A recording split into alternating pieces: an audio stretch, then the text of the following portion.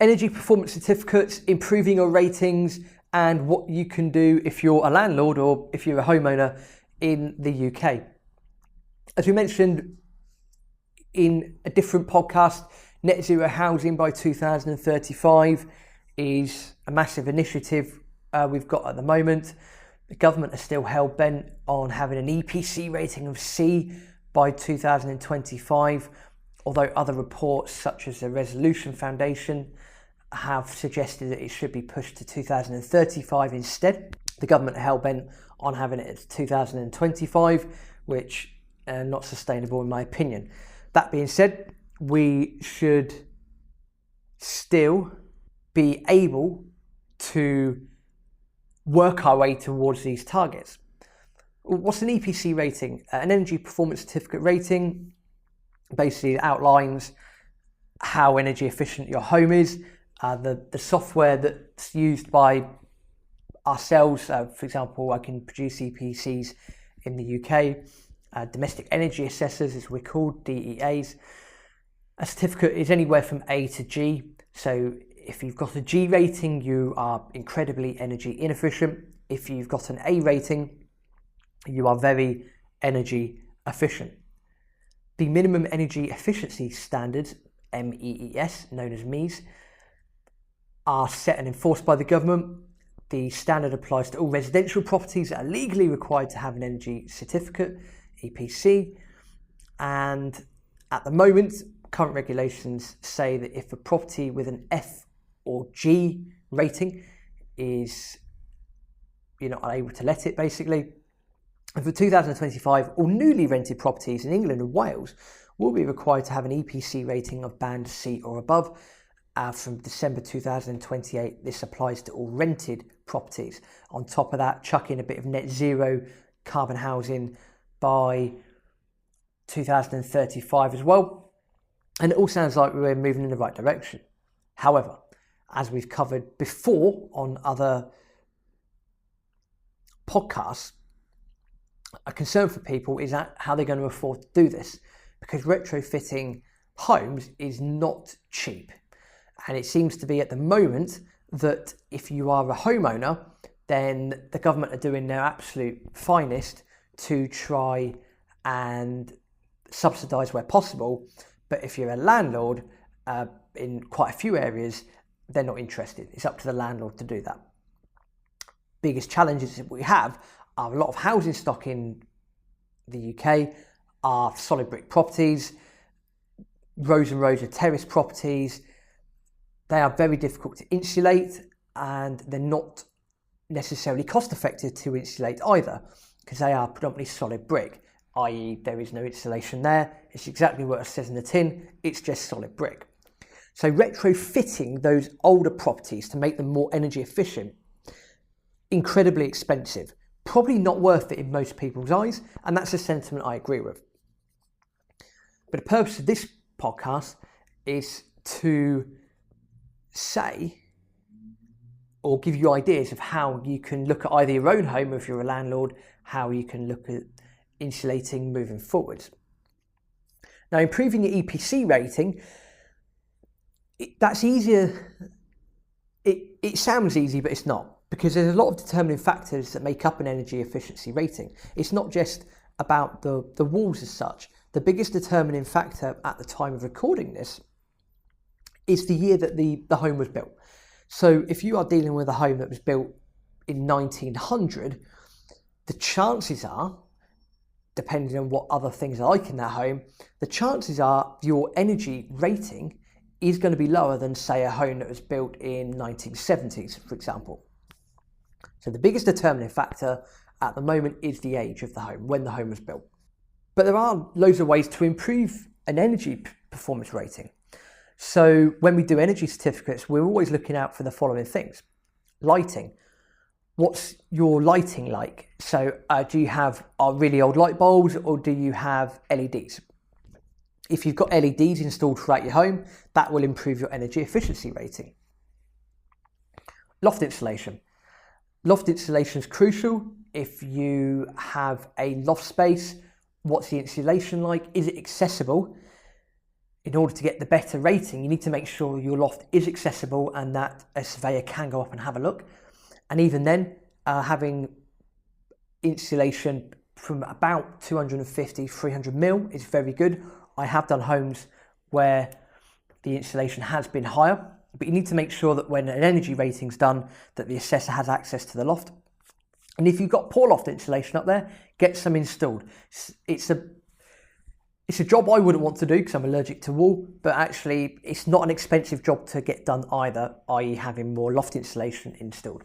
If you've got a room in the roof, so let's just say that you're living in a home that's been built into the attic space or the attic's been converted, the energy assessor is going to need to see proof of that. Now, if you've applied via the council, then that does help. If you haven't applied via the council, you've done it a bit cheekily, I'll leave you to discuss that with the surveyor. Otherwise, us surveyors have to go on when the home was built. So we have to make the assumption it was built like that. And that can have a negative impact on your energy performance certificate rating. So again, with your room in the roof, do you have proof of insulation? If not, is there a hatch that goes into the eaves that the surveyor can then see the insulation? If they can do that, yes, that's going to help you because it means that can be recorded better. If there is no access, that's going to work against you and your energy performance certificate rating. Draft proofing. If you're living in a bit of an old school house, old school home, do you have draft proofing on your windows and your doors? If you do, that's going to add a couple of points possibly to your rating. Replacing your boiler. Now, this is easier said than done, but if you've got a really old gas boiler or you've got a back boiler, then getting an up-to-date condensing combi boiler is really going to help. That's going to improve your rating significantly. Even more so, boilers will come with a thing called a GC code. If the energy assessor has that GC code, that's going to really help the energy performance certificate rating. So try and get that GC code ready for the survey. That will help. If you've got a mains gas condensing combi boiler, you will have a much better energy performance certificate rating. The software and systems at the moment do not like electric only systems. So if you've got economy 7 and you're all electric and you've got an immersion tank, etc., chances are your rating is going to be quite low. The same if you are operating on bulk gas, bottled gas, your rating is going to be very low. Also, if you're operating on oil, your rating is going to be very low. The system, the software at the moment is geared towards mains gas being the most energy efficient thing that you can have in your home.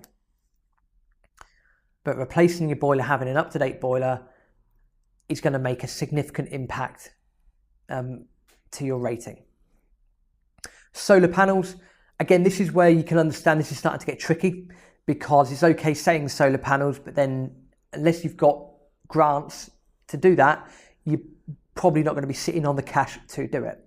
But having solar panels installed and having all that equipment connected to your electricity meter, again, that makes a huge difference to an energy performance certificate rating. It's not always applicable. If you live in a flat, I understand you might not have solar panels, or if you're on a flat roof, might not be applicable. But if you've got a roof that points in a decent direction, i.e. south or southwest or southeast, chances are having your panels put on, very good. If you have panels put on and then you can have solar water heating installed, again, not a cheap thing to install, then that's going to make a massive impact on your rating. I done an EPC a little while ago where the customer had solar panels installed on about 50% of their roof. They also had solar water heating installed. They had a mains gas boiler as well. Their EPC rating came out at an A. It's the first A I've ever done on an energy certificate rating, so I was quite impressed with that. But it is rare to get an A rating. Another measure that you can do is internal or external wall insulation.